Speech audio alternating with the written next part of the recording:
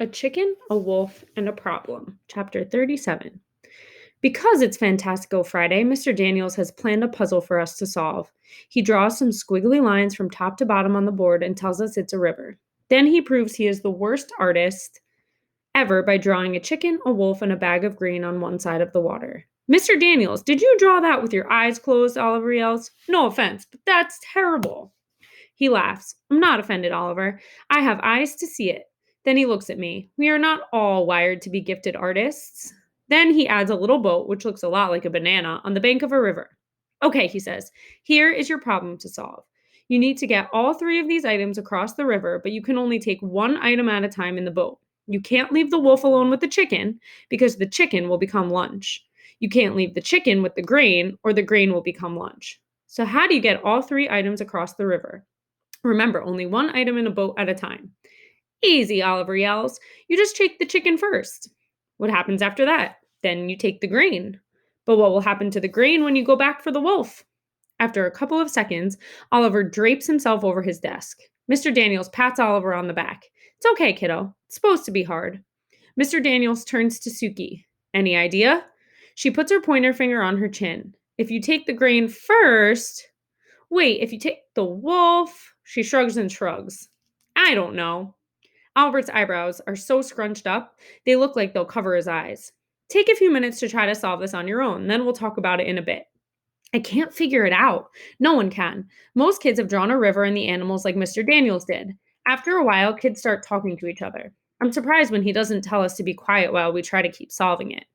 I tear off 3 little pieces of paper and draw the chicken on the first, the grain on the second, and the wolf on the third. I move them around back and forth across the river. The class is loud now. I pick up my 3 pieces of paper and ask Mr. Daniels if I can work in the hallway because of the noise. Sure, go ahead. I'm out there just a few minutes moving my pieces around when Shay and Jessica come out. They sit across the hall from me. I guess they came out here to work too? This is dumb, Jessica says. Tell me about it, Shay answers. Who cares about chickens and wolves or whatever? Do you know the answer, Allie? Jessica asks. Why are you asking her? Of course she doesn't know, Shay says. She whispers something to Jessica, and soon after, Shay is holding up signs with words. Can you read this, Allie? I try to ignore them. I am not going to let her see me upset.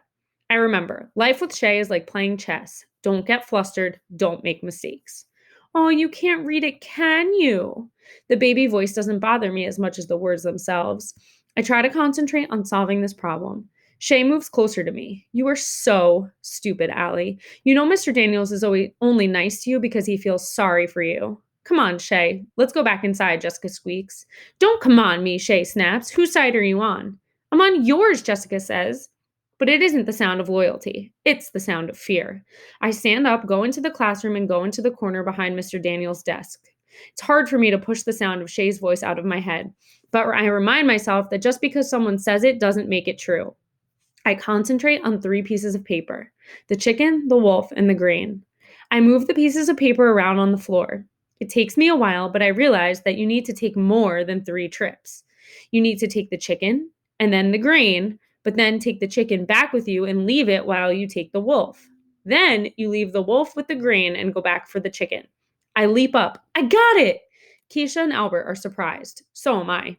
Mr. Daniels comes over and I whisper the answer in his ear. Impressive work, Allie. He says I can go around and help others for the last remaining minutes. Allie, Max says in a loud whisper, what's the answer? Come tell us how you did it. By now, Shay and Jessica have come back in and they see me helping Max. When I swing by her, Shay says in a low voice, you're still a loser, Allie, a total and complete loser. But Jessica smiles a bit at me. Mr. Daniels calls us back to our seats. Okay, that was a 2-part assignment. The first was to solve the puzzle. The second was to see who would stick with it, who would work on it until it was solved. Congratulations to the few of you that did. If you were one of the many that gave up and started talking to your friends about soccer and other things, I want you to consider that no matter how smart you are, success is reached with hard work too. I can't believe it. My experience with endless frustration and having to work on things for so long has actually paid off.